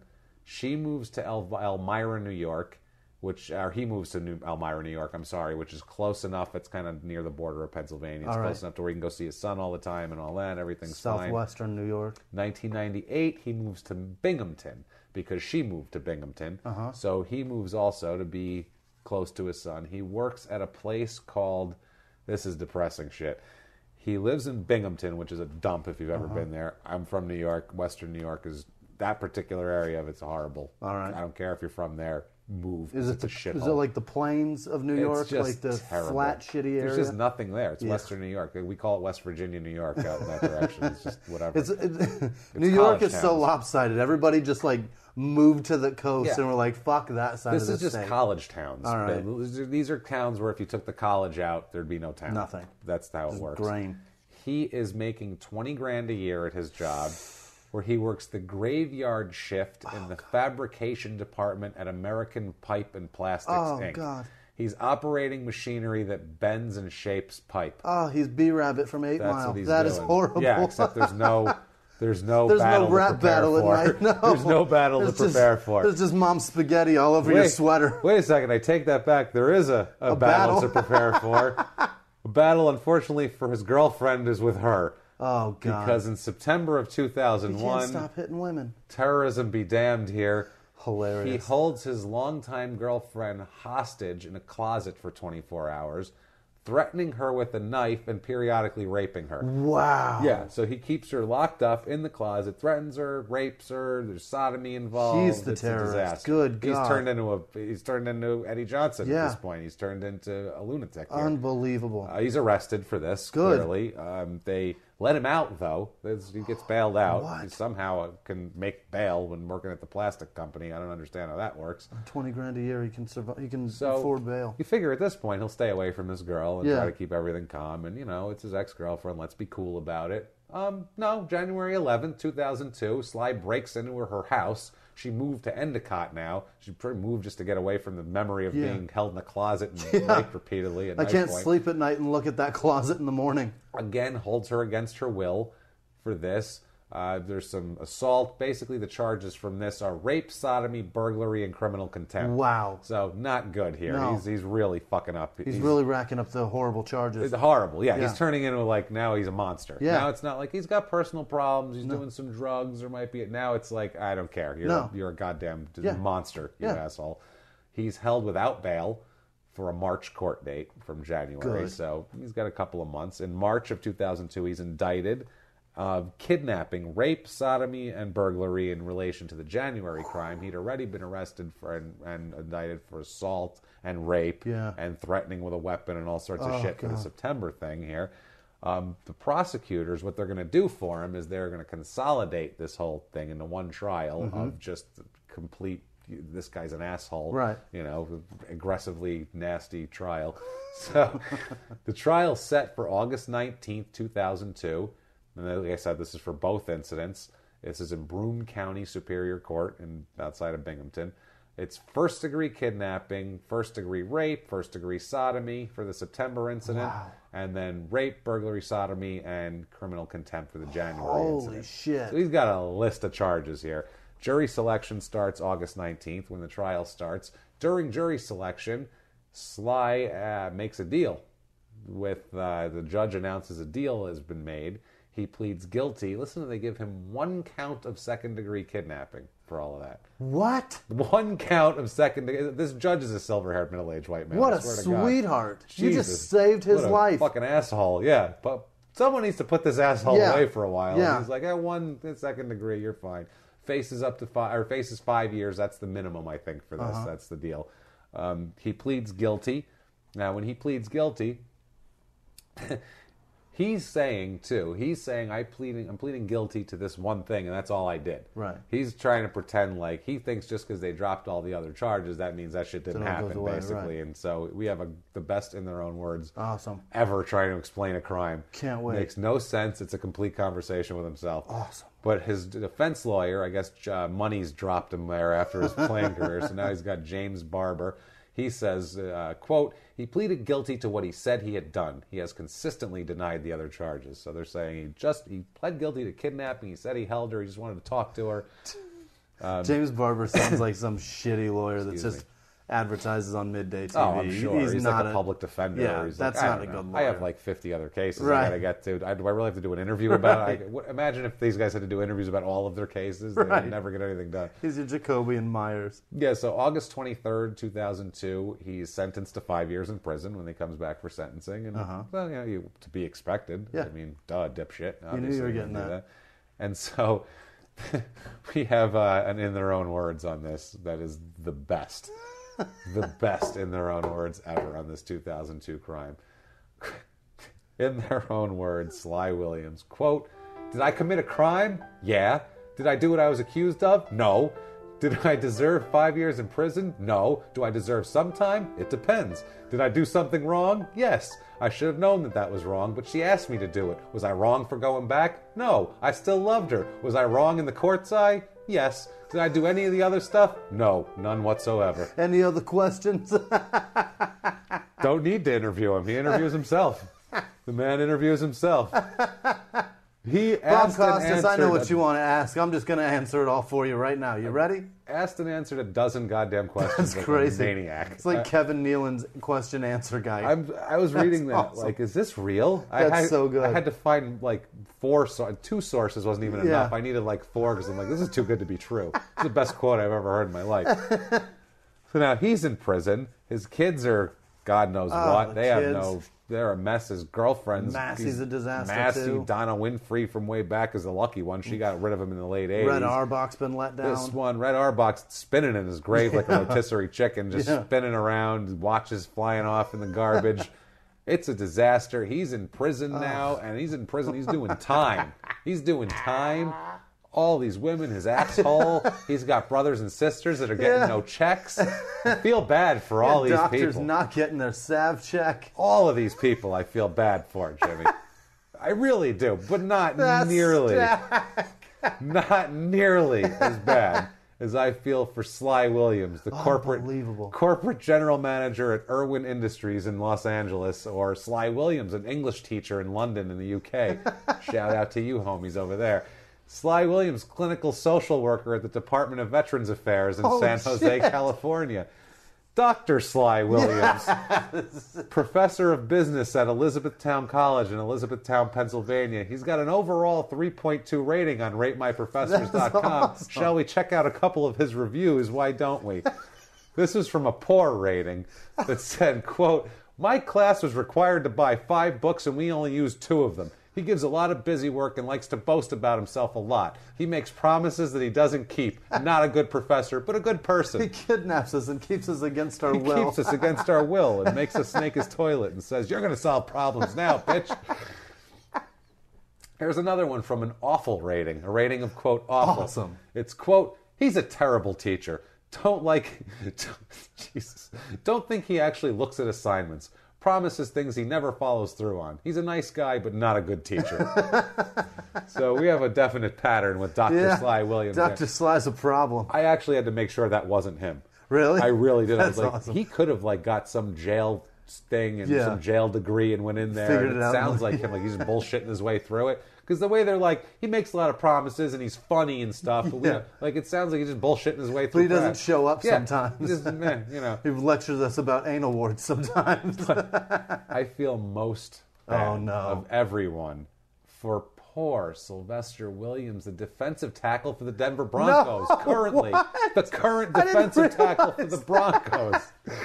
That's hilarious. Yes, he plays for the Broncos. He'll be playing for them this year. They did not exercise, this was just this spring, they did not exercise the $6.757 million contract option for next season. Wow. So he will be a free agent after next season unless the Broncos decide to negotiate out something with him. But he's got a ring. If you look up Sly Williams, Sylvester Williams, you get these two guys mainly. And it's 50-50. Yeah. It's 50 because I read stuff about him and I'm like, he doesn't sound that bad. Yeah. And I'm like, oh wait, he's a different guy. That's a football player, completely different guy. That's fantastic. So I'm reading about him in college and I'm like, oh, sounds like he was a nice guy. He didn't sound crazy. And I'm like, North Carolina, our guy went to Rhode Island. What the hell's going on? Never mind.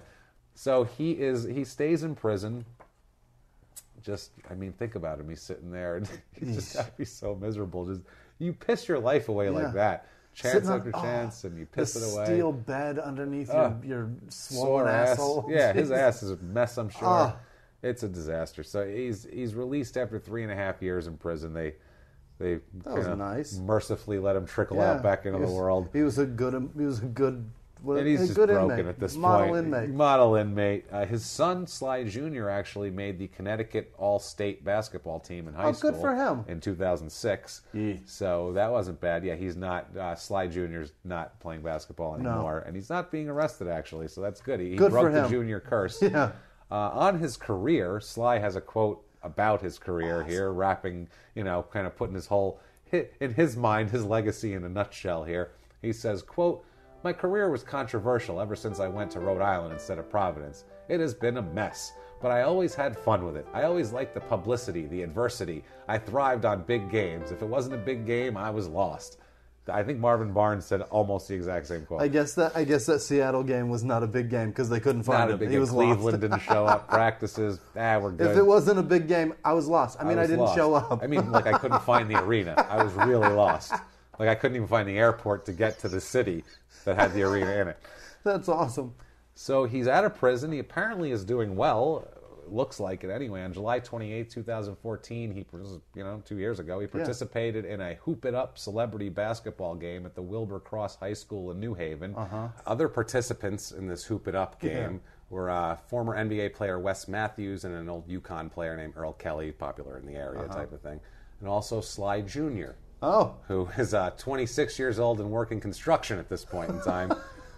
At least he hasn't killed anybody. At least he broke the curse of the juniors and is not in prison. So that's great. Good for him. He's a carpenter like Jesus. Good for you. They named the team as the Sly Five. Oh, clever. And it's originally supposed to be Sly Jr. and 4 of his buddies, or ex-players. Right. And 3 of the people drop out. So it's Sly Jr., one of his buddies, and then Sly Sr., who was going to be the coach, instead now throws his shorts back on there and hobbles his destroyed asshole out onto the court with bad knees and his lumpy butt and a neck wound to go out there and play. And so I guess they raise a bunch of money and all that kind of thing, and whatever, good for you at that point. 2015, there's a kind of a 28-minute, looks terrible, shitty documentary called The Legend of Sly Williams. You can get it on Amazon.com. It's 28 minutes long. It's looking mainly at I look at the footage. It's like they try to do it well, but it's not well done. 28 minutes long. It's almost the length of his career. It's almost what are you going to do? Make an hour and a half thing on a guy? You can almost jam every play ever made into that documentary. That's more than half the minutes he played for the Celtics that 1 year. That literally is. It's more than half the minutes. So it mainly looks at the University of Rhode Island Providence College rivalry and how Sly caused it and all that. That's the main issue here. You can rent it for $1.99 for a day or a month or whatever. You can buy it for $4.99 on Amazon.com if you really Why need rent it? And there isn't even an HD version available. Jesus. Only SD, and there's no customer reviews. So I don't think it's very good. And I don't think anybody's watched it. I don't think anybody's buying this pile of shit personally. So that's what you get with Sly Williams. He is now hanging out in New Haven. Somebody buy that, rent it, whatever, Please. and review it, and mention the mention is aggressively Please, nasty. Be like, wow, through that whole time, who would have known that his anus was in such bad shape? It's, wow, he really put it together. Good job, Sly. Good job, Sly. The I mean, he's, oh, that's terrible. And other than the basketball games, he's kind of staying out of the public eye. He seems like, from what he said, like in Charlotte, because he seems to be a mess and have all these problems. The only time we heard of no problems was when he was in Charlotte, working at the furniture place and being an auto mechanic at night. He said he had 2 jobs keeping him busy. And he even said, I should have never left there, and nobody hassled me. I feel like he thrived on the publicity, like he said, and all that shit, but I feel like he actually thrived as a human being in a quiet environment with nobody bothering him, where he could just keep to himself and just where he didn't have to solve anybody's problems. He didn't have 14 brothers and sisters. There wasn't a kid sleeping behind the toilet. His aggressive anal warts were under control. Under control. He had health insurance from one job. Yeah, so I feel like Sly had that was his main issue, and he should have stayed in Charlotte. I think he could have been better. And another guy where you look at, because he didn't even fulfill. Eddie Johnson was a good player too. He was a 2-time All-Star, that sort of thing. He never got to even there. And even like Marvin Barnes had that spectacular ABA season that where it's like a legendary. He never had that. Nothing came together. He just was always like, man, this guy's got potential. He could do it if he just stops being a jackass. Keeps those personal problems off the court. Went from that to he can't even play anymore. No. So it's just sad. This is a sad tale. Yeah. This is an absolute crime and sports tale. And he's out there living somewhere lost. Starts out with all his brothers and sisters in a shithole, to all the opportunity in the world, to actively pissing it away and just drilling it into the ground for the next 20 years until you have a lengthy prison sentence and you end up playing in charity basketball games. That's the crime and sports experience. And you're only playing in that charity game because people dropped out that are nobody. That what I just described, if there was a podcast theme park, that would be our ride. Yeah. You show up, it's filthy and gross, there's kids everywhere, your mother's a prostitute, you're like, what's going on here? It takes you to the next crack room to get onto the ride. You're like, hey, girls are fucking me. College is pretty good. This isn't bad. You go to the pros, you're like, oh, this is great, all this money. Hey, look, piles of cocaine. Famous people, wonderful. And then watch out for that big dip. Yeah, next thing you know, you're in Mexico and there's pimps pointing guns at you, and then they take you to a prison cell, and then in the end, you're at some charity event trying to say however your life is turned around. I'm good now. That's the crime and sports experience. Oh, Jesus! You get off, and that's the thing. It just goes, "You're good now." When you step off the. When you step off the ride, they go, "You're good now. You're good now." And on your way out, there's just piles of cocaine. Because you want to walk around the rest of the park with a crime and sports cocaine pile around your nostrils. And the ride leads you back in, but only to into the middle of the ride, and then you have to do the end. That's it. Yeah, you can't do this beginning again. You go, "What's going on? What? This is a 2-bedroom apartment with why is there blood? Did I stab my girlfriend? Oh shit, now they're getting cuffed. Oh, okay, now I see the experience. No re-rides. You only get the first half of the ride once.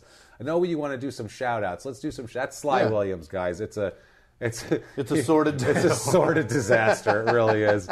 We want to do some shout-outs. I feel bad for his asshole. I feel bad for his asshole, his girlfriends, his kids, his Sly Jr. who has to be great. I'm Sly Jr. Right. Thanks, Dick. I got to tell everybody what about Senior. Ugh, it's terrible. So we want to do some shout-outs to some listeners that have been really active with us and just people we love, man. The people on Twitter this week that have been super helpful. Tiny Epics, I don't know what that is. I don't know either. It's cool. I guess they do movies and stuff, but they're fantastic people. Yeah, I love and that Python Cricket in the UK, it's a cricket store for all your formal cricket needs, whatever it is that you need. They do custom cricket bats. Interesting. You can get your own. Guys, send us a cricket bat. Oh, that'd be amazing. Can you send us a crime and sports cricket bat? Oh. Let's work this out. Let's work out some sort of something. Yeah. Figure something out. We just told thousands of people about Python we have cricket. A lot of listeners in the UK. If you send us a cricket bat, we will do like a few episodes of weekly ads for you. What do you say? Let's work something out. Send us something to write to say about you on the air. Anything you want. I love it. Well, and we'll make it funny because I don't know if cricket people are funny. But either way, let's work something out. I want a cricket bat. We'll put it on the wall. Scott Boris Ferguson, that guy's on TV. That guy's the fantastic. Best, man. He's Thank you. So he helps us out. Whenever he tweets us out, we always get a few extra listeners from that. I like it. Donnie Munso, Mark Burns, and that Rightly So podcast. Thanks, guys. Rightly So podcast. I heard your shout out at the end. Yeah. Those guys are funny because you listen to them and they're just like, oh, these fucking... I love them so much. That accent they have over there is so amazing. Great. When there's vitriol in it and rage and anger. This fucking cunt here. And I'm just like, I love these guys. These guys are after our own heart, man. Sophia Trillo. You got to change that name because I feel so dumb saying Trillo. Yeah, really. Sophia Trillo. She's Sophia, but she's Trillo. I don't know. My daughter watches Sophia the First, so it feels weird. Whatever. Works for me. Brian McGovern, that guy's nice, and Chris Burkett. Yeah, Burkett. That guy's awesome. He's cool. And we have our first Crime and Sports couple of Rachel and Rob Delamar. Oh, that's right. They are married. Did you know that? Tremendous. And they listen to us. That is awesome. And they argue with each other about shit. That's great. Yeah, they had an argument over what a silver-haired middle-aged white man is. By the way, would you guys like a definition of the silver-haired middle-aged white man? I actually came up with... I'm going to start doing definitions for all of our terms here. Silver-haired middle-aged white man, or SHMAWM as we like to call him, is, quote, any person who assists or attempts to assist or enable crimes and actions of an athlete at the expense of society while yielding personal gain. Usually male, between the ages of 45 and 65 with hair that falls somewhere in the gray spectrum. See also coach, attorney, lawyer, general manager, team owner, university athletic director. Fantastic. So that's what a silver-haired middle-aged white man is. It's not a particular role. It can be any role as long as you gain personally at the expense of society and at the pushing of your athlete. That's what it is. That's all it is. And just brushing their nudnickery under the rug. Just pushing and just slamming, pushing their faces in it. Guys, please also, I know it's a pain in the ass. I know it takes 30 seconds. Please rate and review on iTunes. You have no idea what that does for us. It's just please, it helps us a lot. It drives us up the charts. Like we said, do 5 stars, say following instructions. We don't care. Call us assholes, call us nice guys, whatever you want to do. Just, we charted in the UK the past 3 weeks. Yeah, and we're really, that's awesome. And we're beating people out there that crush us here. Oh, yeah, that's pretty cool. We beat a celebrity of and networks, Brian too. Callen. We beat him one week. That's awesome. No, a bunch of people, and networks, too. I just see that. I BBC. see Panaplay, and I see I see Podcast One, podcasts that are under us, and I'm like, that's pretty awesome. Neat. That's because of you guys. Thank you guys. Because that's the only way we can push this.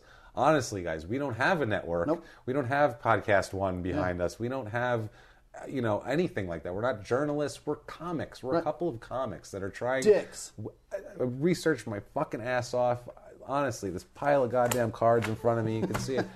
We try so hard to get the information right, and we want to have jokes, and we want to just give you guys something cool and entertaining to do. And thank you guys so much for listening. For and sure. Thanks for spreading it, because it wouldn't spread anywhere if it wasn't for you guys. It would be me and Jimmie and some people that watch us do stand-up. Our family and friends. Yeah, so thank you guys so much. We love you to death, and UK especially. Tell and 6 Ireland friends. And everybody. Horrible. Tell them. Horrible vitriolic. Call somebody a cunt, and tell them about us. Friend them and call them a cunt, damn it. That's our thing. And we also, too, you can also get on by following us on social media. At Crime and Sports on Twitter, crimeandsports@gmail.com, facebook.com/crimeandsports. You can donate to us if you like on the Patreon page, patreon.com/crimeandsports. You want to throw a few extra bucks at us. We just opened up a new studio here that we're working with. I love it. We're just starting to gain expenses, so that would be awesome. There's some rewards there if you feel like doing that. If not, though, iTunes reviews are free, and they mean just as much to us. So rather have sponsors' money than your money. That's exactly That's my favorite thing. We don't want your money. We want sponsors' money. And by the way, there's an ad running currently. I don't know when people might listen to this later. It might change, but an ad running from the National Highway Safety Transportation Board. That's amazing. There's a federal government. So if you live in the U.S., look on your taxes again. Look on your paycheck. Look where they take taxes out. A sliver of that, a tiny fraction of a penny is going in our pockets for buying us foam for our walls. So thank you, guys. Thank you. Also, pay your taxes. UK people, I'd like to tweet at us or whatever. What plays before yours there? Because I don't think they play our highway safety ads in the UK. So what plays before our... It says on the page that whatever their sponsors, if wherever you're at, if you benefit from something their sponsors advertise, that's what plays before. Yeah. And Busby tweeted me the other day and said that there's no ads in Australia. Really? Yeah, nothing in Australia. Very odd. So apparently they don't have any advertisers that reach Australia. Jesus. Which is strange to me. Interesting. Yeah, no shit. Come on, Australia, goddammit, you gotta have something. Start buying shit from the world, you guys. Stop buying local. That'll be a fucking wallaby trap or Import something. You guys wanna, Well, we'll trade, and once again, Python cricket. Let's get with that cricket bat. We want a Crime and Sports cricket bat on the wall. Absolutely. For here, and also we can use it to, I don't know. We'll paddle somebody's ass. If an angry athlete ever tracks us down, we can use it for protection. we'll get aggressively nasty anal warts all over it when I spank the fuck out of slime. Yeah, that's right. I'm gonna blow those bad boys up. So you want to give them your social media, Jimmie? Yeah, at Whisman Sucks, WHISMAN. Sucks on Twitter, Instagram, and Facebook, or Twitter, Instagram, and Snapchat. That shit is so fun. Oh, Jesus. I'm such a child. It's so fun. At Jimmie P is funny. You can find me on all the crap. Look for me, whatever. Friend me, call me a cunt. I don't care. I love it. Whatever you got to do. I don't really care. It's all good. But, guys, thank you so much for listening this week. Tune in next week where we have more insanity coming. We're going to, of course, switch it up. I like to switch it up a little bit. I like that. Basketball player. We're going to go. It's fun that way. We're looking at several options next week. I haven't decided. We haven't quite mulled it over yet. But it's we're looking at maybe a fighter, maybe a hockey player. I love fighters. I love doing. You don't know. We could do fighters forever. It could be just fighters. They are so terrible. Our show could be just NFL players and fighters, and then we'd be done. And it'd be fine forever. We don't even need any other sports. They keep fucking up every week. And they murder, they do violence, they have head injuries, so they're a real mess. They don't even think straight. Beautiful. And also, guys, stay tuned, like we said, for a little expansion coming up. I saw a few you guys were tweeting about that, and you were excited about it, which is really awesome for us. Yeah, that feels good. And so we're pumped to do this, and we're going to get into some more crime and some more again, areas. Is due to you guys. You guys did that for us. We didn't come up with that idea just because. No, we came up with that idea because you guys are awesome. Yeah, these guys are helping us and spreading us, and we'd like to give back, and we'd like to do some different shit too, a little variety, and not scare everybody away with the sports thing if they're not into sports, because I like making fun of pedophiles that directed movies. I'm into that. We can do that. There's lots of scumbags. There's scum in every niche out there. We're going to explore them. I like talking about pedophiles that diddled boy bands and shit like that. I'm into that. Let's fucking make fun of them. I want to hear about, we got all of this. So, well, one of the things we're kind of thinking about talking about, we'll kind of let this part out, is like a crime and entertainment, a crime and showbiz type thing, because, I mean, it goes back from like the 30s to crazy whatever, drugging and killing some girl that they raped at a party and then having it swept under the rug, to currently the crazy shit people do. And it's insane. So there's so much there that we'd like to get into. I only said that just because one just died. Yeah. That fucking that jackass, Backstreet Boy and some guy. And O-Town and the fat Florida guy. Yeah, the fat Florida guy. Yeah, molesting cocksucker.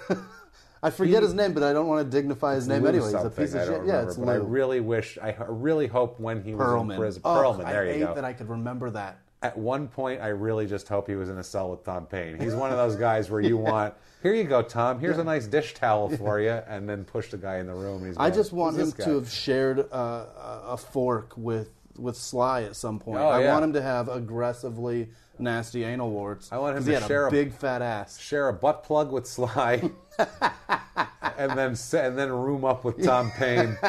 And just a big rack of dish towels. And Tom Payne's got them all over his cock. All over, baby. Oh, that's the first time you said cock today. Oh, you did. That's the first time you said cock. You refrained from hymen. I'm very proud of you. You've done very well today, Jimmie. Hymen and pussy were not said in this episode. You're being an adult. I like it. Good job. Growing up. You're growing up. You're grown up, kid. You're doing it well. All right, guys. That's the episode for this week. Thank you so much. Join us next week. Tell your friends, please. iTunes reviews, all that shit. Get on there. If you like crime and sports, you can listen early and ad-free now by joining Wondery Plus in the Wondery app or on Apple Podcasts. Prime members can listen early and ad-free on Amazon Music. Before you go, tell us about yourself by filling out a short survey at Wondery.com/survey. He was hip-hop's biggest mogul, the man who redefined fame, fortune, and the music industry. The first male rapper to be honored on the Hollywood Walk of Fame. Sean Diddy Combs. Diddy built an empire and lived a life most people only dream about. Everybody know ain't no party like a Diddy party, so. Yeah, that's what's up. But just as quickly as his empire rose, it came crashing down. Today I'm announcing the unsealing of a 3-count indictment, charging Sean Combs with racketeering conspiracy, sex trafficking, interstate transportation for prostitution. I was up. I hit rock bottom, but I make no excuses. I'm disgusted. I'm so sorry. Until you're wearing an orange jumpsuit, it's not real. Now it's real. From his meteoric rise to his shocking fall from grace, from Law and Crime, this is the rise and fall of Diddy. Listen to the rise and fall of Diddy exclusively with Wondery Plus